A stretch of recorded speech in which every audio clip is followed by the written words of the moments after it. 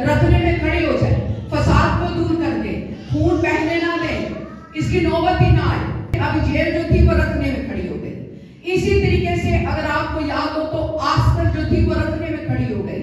एक तरफ हमान ने यहूदी कौम के लिए, जिसे कहना चाहिए मार देने का, बादशाह से हुक्म ले लिया था। वो हमान जो था वो यहूदी कौम के खिलाफ था, वो नहीं चाहता था कि यहूदी कौम जो है वो आगे बढ़े, इसलिए वो खुद ही उसने अक्सफीरिस बादशाह को यहूदी कौम के खिलाफ कर दिया। जब मर्दगी को पता चला तो मर्दगी ने आस्तर को पैगाम दिया और उसने कहा कि उठ खड़ी हो, अपने कौम के लिए रखने में खड़ी हो जा, अपने कौम के लिए कुछ कार गुजर, अपनी कौम की भलाई के लिए उठ खड़ी हो। हमान ने उनको मार देने का हुक्म दे दिया, अक्सफीरिस बादशाह ने साइन कर दिए।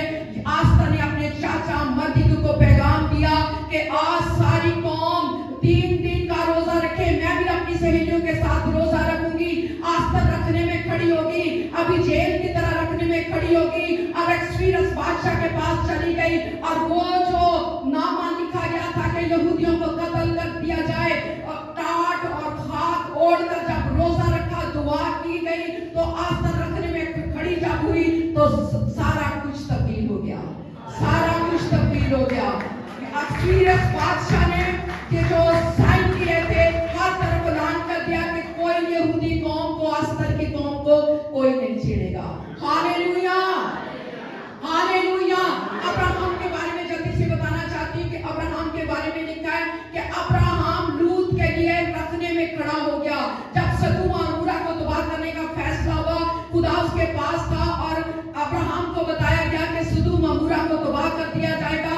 लेकिन अब्राहम को फिक्र हो गई, मेरा भतीजा लूत वहां है, उसका क्या बनेगा। वो खुदा की हजूरी में खड़ा हो गया, कहता है खुदा तू जो खालिक और मालिक है, क्या तू नेकोबद को एकदम हलाक कर देगा?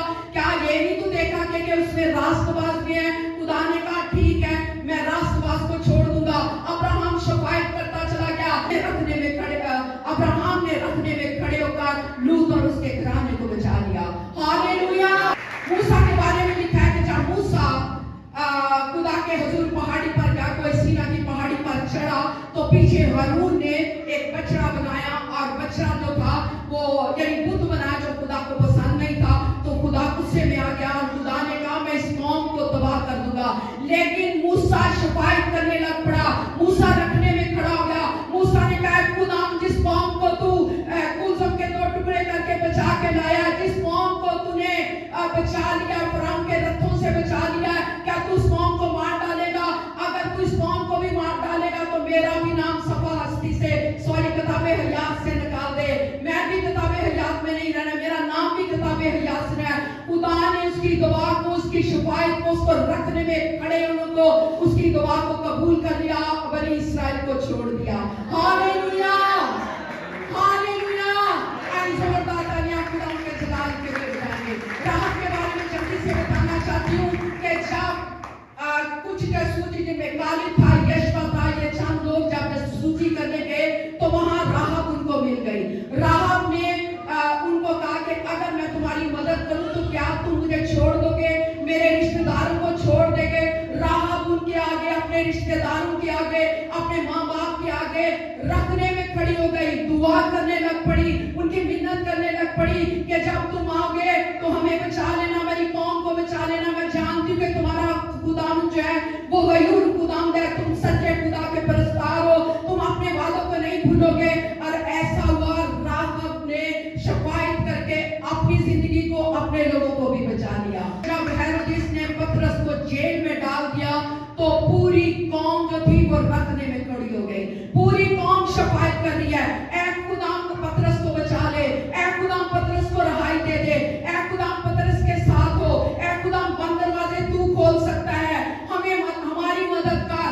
पूरी कौम जो है, पूरी कलीसिया जो है वो दुआ कर रही है और खुदा ने उनकी दुआ को सुना, क्योंकि पूरी कौम रखने में खड़ी होगी और पतरस के लिए जेल के दरवाजे खुल गए और पतरस रहा और आ गया। Hallelujah, hallelujah.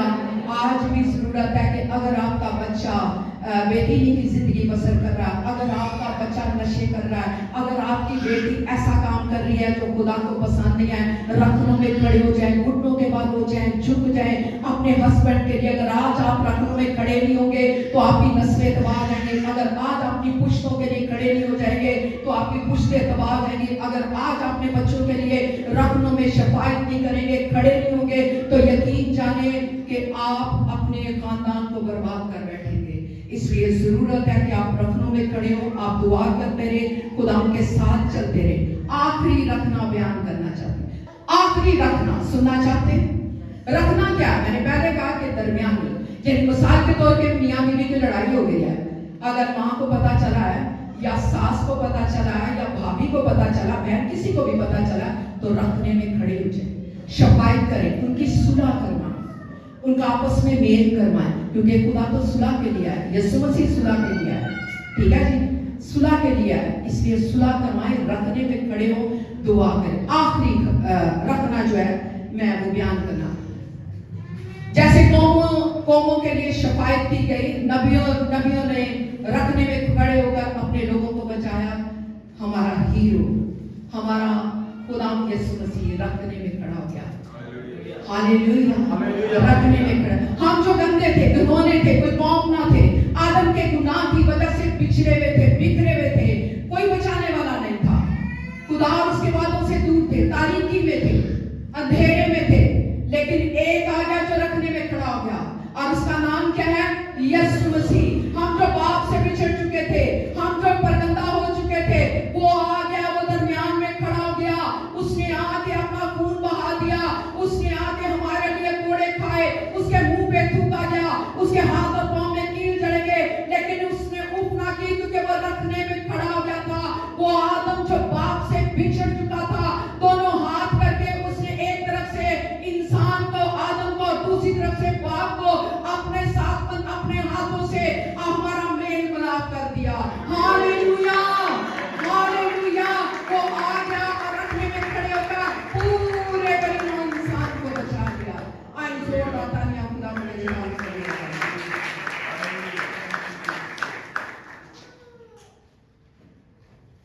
Hallelujah, hallelujah, hallelujah. खुश है खुदा यीशु मसीह के लिए, खुश है कि वो रखने में खड़ा हो गया, खुश है कि उसने हमें बचा लिया। अगर वो रखने में खड़ा हो गया तो उसने हमें भी यही सिखाया, ठीक है, उसने हमें भी यही सिखाया कि रखनों में, गैप में खड़े हो, बिछड़ों को करीब लेकर आए, हमारी भी ड्यूटी है। जब वो रखने में खड़ा हुआ, उसने हमें अपनी बादशाही में शामिल कर लिया। जब वो रखने में खड़े हो गए, उसने अपने मेरास में शामिल कर लिया, आसमान का शहरी बना दिया है, जहां ना रोना है, ना दांतों का पीसना है, ना आहुराला है, ना आंसू है, बल्कि शादमानी ही शादमानी है। Hallelujah, hallelujah.